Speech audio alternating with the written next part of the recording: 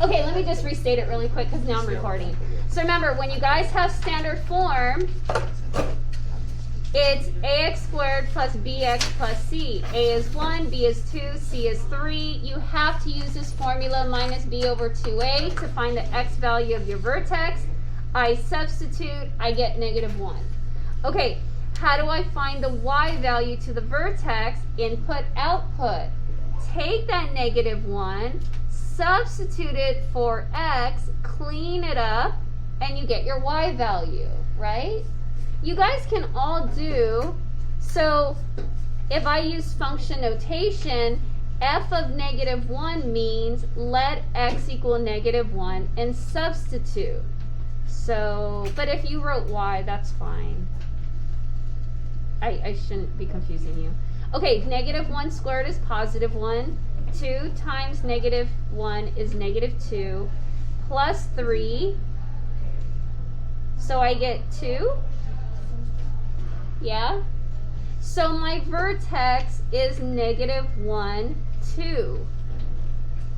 So if you're working off standard form, your vertex has to come from this formula. So far, so good? Okay, the next is x and y intercepts. Okay, how do you find an x-intercept? You let y equal 0. How do you find a y-intercept? You let x equal 0. That doesn't change on any kind of polynomial, any kind of function. That's the way it goes, okay? Linear functions, that's what you guys did. Okay, so again, algebra, algebra, algebra. You got to be able to input, output. Keep going. Okay, so I'm still working off this first graph on this first sheet, right? Okay, so I'm going to turn it back around. Okay, so if I want to find the x-intercepts to this y equal x squared plus 2x plus 3, I want to let y equal 0. So y is 0. X squared plus 2x plus 3. Okay, you have options here. Now, to find your x-intercept, you guys sometimes can factor. You guys can solve by square roots. You can do the quadratic formula. You just kind of need to look at your parabola and see, do the numbers look complicated? Do they not look complicated? And you looking at it will decide, can I? Which one is best to use? Okay, I cannot factor. What two numbers multiply to 3 but give me 2? I would have to subtract. So this fails because look, if I do my magic X, what multiplies to +3 but gives me +2? The only way I can get a 2 off of a 3 is if 3 is positive, 1 is negative, so that I could subtract to get the 2, but the 3 is positive, it's not negative, so this is a fail, right? You can't square root, this one's not an option. And so really this is your best option. Keep going.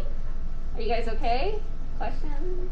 Okay, so to find your x-intercepts then, you need to do that minus b plus or minus all over 2a, right? Okay. If I look at this, A is 1, B is 2, C is 3, so I'm just going to throw it in. So I'm going to keep writing. Just make sure I don't mess up, you guys.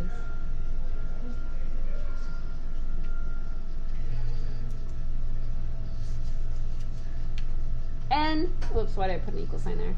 And you can just grab a calculator. You can solve it by hand, or you could throw it all into the calculator. -2. I'm going to do the plus first. You can only do one at a time. So I know it's plus minus, but only one at a time.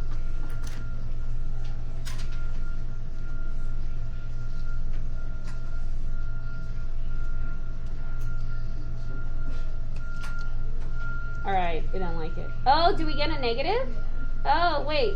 What is that? 4 minus 12. Oh, okay, let me put that back up. I should have kept it.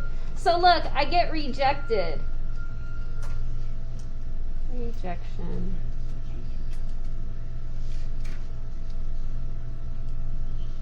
All right, I get math error. I didn't do anything wrong. I put everything in correctly. Why am I getting rejected? Because why?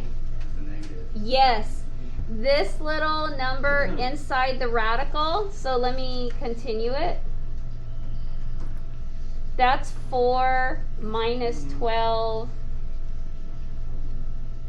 negative 2, plus or minus negative 8, 2. That little negative there, I have a negative radicand. You have a number inside of a radical that's negative. That's an imaginary number. That's where your little I comes in. We did it like 2-3 weeks ago. The calculator is going to reject that. So I'm going to get a math error. Okay, it's still solvable though. So I'm still going to continue. So I get negative 2 plus or minus. Plug in the rad 8. And I get 2 rad 2, but I want the decimal. 2.8. 2.8 I. Remember, this little negative is at negative 1, which gives me the I, right? So remember, negative 1 is equal to I.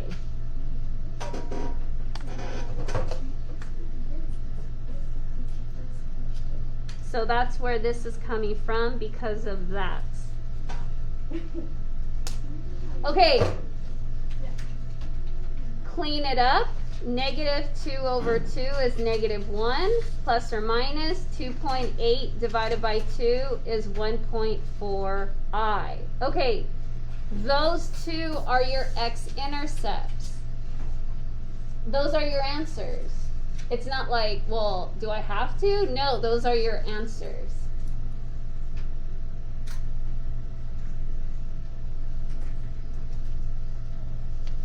Now, what does it mean for you to get an imaginary intercept? What that means is that this parabola, y equal x squared plus 2x plus 3, what it means is that it is not crossing, so parabola is not crossing the x-axis. So if because I can't record and put Desmos yet, I don't know how, so let me use my phone. Hold on. That way you guys could write and I can, let me type this really quick. Y equal x squared plus 2x plus 3. 3. Bless you. Okay. So here's my graph. Okay, so if I type y equal x squared plus 2x plus 3 into Desmos, oh, here, let me turn off the light. Here's my parabola. Notice this is my x-axis right here. The parabola is above the x-axis. It's in quadrant 1 and quadrant 2. It never comes into 3 and 4. So because it doesn't cross the x-axis, right, that is why you have that is why you have an imaginary complex intercept. Whenever you're coming up with a negative inside of the radical, that tells you that the parabola is not crossing this x-axis. That's what it means visually. Oh, I thought. What? I thought you were going to ask me something. Oh, You just got to do a pass. I left mine to pass that. Okay, hold on. Okay, so we'll keep coming. So we got to do the Y-intercept. But guess what? The Y-intercept is super easy. Like, we're just going to look at it and see it. We'll solve for it, but I have all these Halloween things. I can't even find my passes. Be good in there. Okay. Go to Y-intercept. Okay, so this one was a little bit extra work, but that's because the parabola doesn't cross the x-axis. That's what that means. Okay, y-intercept. It's ridiculously easy. So look, here, what's the y-intercept? You let x equal 0, so I'm going to 0, 0. Oh, wait, you can't see, sorry. Let x equal 0, 0, 0 substitution. Guess what? It's just this c value, your constant. So you're looking at it. So x is complicated, y is ridiculously easy. So for my y-intercept, y equal 0 squared plus 2, 0 plus 3. Oh, wow, you can't see. So I get 0, 0, and so this is my y-intercept. So it has its benefits. This is amazing. This one can be, what's this? Oh, okay. Hey, how you doing? T-cell. Technical, career, employment, learning, life skills. I gotta put it up. Let me just get it out of the way. It's a big poster. Oh, sorry, you guys. Okay, what's next on the list? The concavity, up or down. You guys are great with that. It's based off your A value, right? Wait, do you guys still need to copy any of this? Yeah. Yeah? Okay.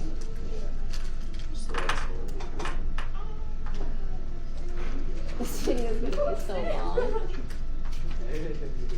Wait, so like you have actually like some students are doing online school? No, it's not that they're doing online, but like because you've gone through 18 months of math online, videos for like yeah, so it's for you that if you want to rewatch or you're absent. Like I have a lot of students that are home like for 2 weeks because they're on isolation. So what are they supposed to do? Like technically they're on a medical leave, so they don't have to do work. Right. Exactly. So then what? They just see worksheets. They see a PowerPoint. They're gonna be like, what do I do? Exactly. You're gonna have to look it up and all. So I just record when I do this and then put it up and do what you want with it. It's there. Okay, let me hit. It's gonna.